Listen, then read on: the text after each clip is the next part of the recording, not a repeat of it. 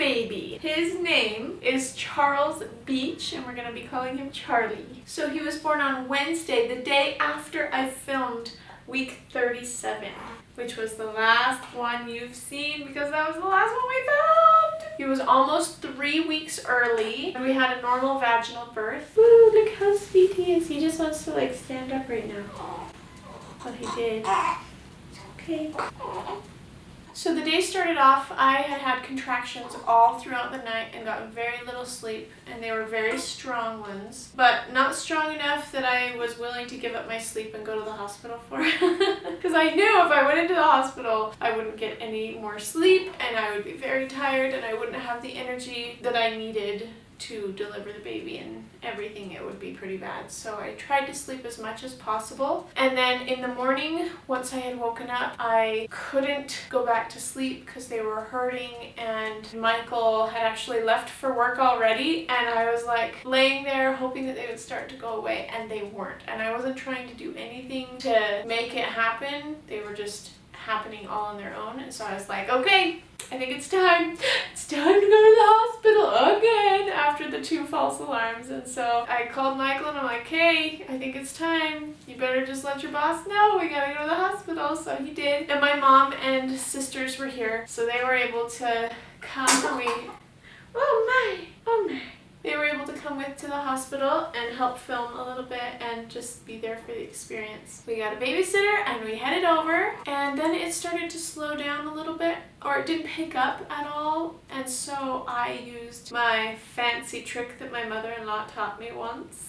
Does that sound weird? But it's nipple stimulation, and it keeps the contractions going, and it got them stronger and harder and closer together. Because of that, they kept me at the hospital, and they didn't give me any Pitocin or anything like that. All I got was the epidural, and I was able to have the baby. It was probably 12 hours from the beginning, once we went into the hospital, to the time that we actually delivered. Maybe a little bit less than 12 hours, but close to that. So part of having a baby that I think people don't talk about very much because it's very much not glamorous, well, it's just really gross. After you have the baby, the afterbirth part. Literally, when you give the afterbirth, you deliver like the placenta, and that's just like one push after you have had the baby. You end up bleeding for 3 weeks. Like your period. First it's really heavy, and then you sometimes even have blood clots, and it's just gross to talk about, but hey, it's part of it. And I wished that somebody had told me more about the afterbirth part, because I was not prepared in my mind. I think the doctors and everybody, they let me know once I had the baby what it would be like, but I don't know. I feel like it's such an important part of once you have a baby to know what your body's gonna go through for the next 6 weeks or so after you have the baby. Now I'm gonna tell you what those things are. You ready to be wrapped up again? I think he's wanting to be wrapped up. Let's wrap up the baby. Oh, and he grabs his own hair. Look at that. Don't do it. Don't let go. Oh, phew. He always grabs his own hair and goes, ah! So sad. I think it gives babies comfort to get all wrapped up, because it reminds them of when they were in my belly. Alright, there we go. Nice and tight. And he has a lot of hair. So things that happen after you have the baby are, you get engorged if you're going to be breastfeeding. So the baby sucks on your breast in the hospital just enough to get out colostrum, which is super yellow and super healthy for the baby, like super powered food. Because there's not very much of it until your milk actually comes in, and then once your milk comes in, it's wet. But you get engorged when your milk actually comes in. Like, you become rock solid, and it looks like you got breast implants. It really does. But the thing is, it hurts really, really bad until you're able to relieve some of the pressure, which is feeding the baby. Or what I have to do, because the baby's just, it's pretty much like a fire hydrant when your milk comes in. And I've had to take a breast pump and just pump out a little bit of milk, and it's perfect because it relieves the pressure, but then I also have a little bit of milk storage built up that I can just put in the freezer. If I ever have to have a babysitter or something like that, we have a little bit of storage so they don't have to have formula yet. Yeah!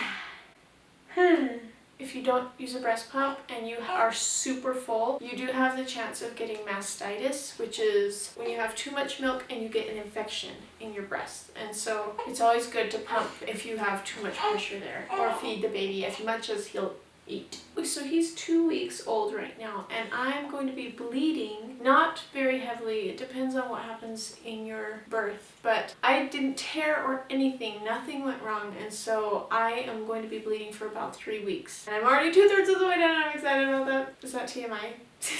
I have way too much TMI in these videos. I have 6 weeks of healing, which means like no heavy lifting or super crazy exercising or intimate time with my husband, if you know what I mean. That type of a thing until 6 weeks are over, and then I'm able to be healed enough to kind of get back to my normal life. And another thing, I think once you have the baby, your hormones just go all out of whack and you end up like crazy crying, and well, they call it postpartum depression for a good reason. I think reality sinks in for you that like I'm a mother of 4 instead of a mother of 3, and that means less time, and I don't have any time to do hardly anything right now except for just take care of the baby and the rest of my kids, and it's crazy busy. And I think, you know, it's just reality sinking in. So sometimes I just want to cry for a long time. And because of that, I think it's really important to have somebody that's ready to help you when the time comes for you to have a baby. Even if it just means them coming to help make food for your family and you, or just to clean up your house. Like, there's so many things that are just basic things that you can't really do for the first little bit after having the baby. And so it's really important to get some help. Babies smell so good, and they make the cutest little sounds until they start screaming. Just kidding. That's cute too in its own little way. Right after I had the baby, after I delivered the placenta, they offer you medication, and it's like Motrin or Percocet, and then also a stool softener. And the stool softener, it's just to get things going after you've had the baby, because you can get kind of constipated. I mean, you've pushed so much out. Yeah. Anyways, I don't want to go into more detail on that.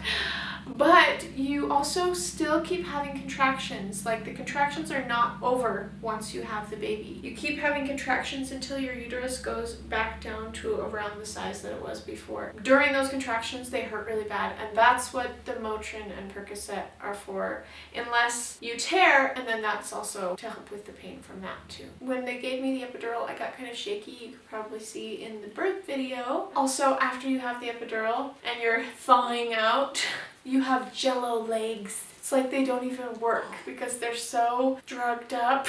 I couldn't even like get to the bathroom. I'm like, whoa. So these are all just things to think about when you're, I don't know, hopefully that will help you prepare for when you have your baby. Charles, so what he has gone through since being born, he already got circumcised. I don't know if you guys are for or against that, but we like to do circumcisions. Don't like to do it, I guess. But we do them. He also got jaundice and was hospitalized for 1 day to be able to be put under the blue Billy Rubin light bed thing. He got better from that really quickly. It's not something that you really need to worry about when they get jaundice unless it's not taken care of. And so just if you notice your baby getting yellow, that's when you need to like get it checked. But they automatically check for it in the hospital. So it wasn't a problem. He's all better. And now look, he's asleep and he's so precious and perfect. I have a cute baby.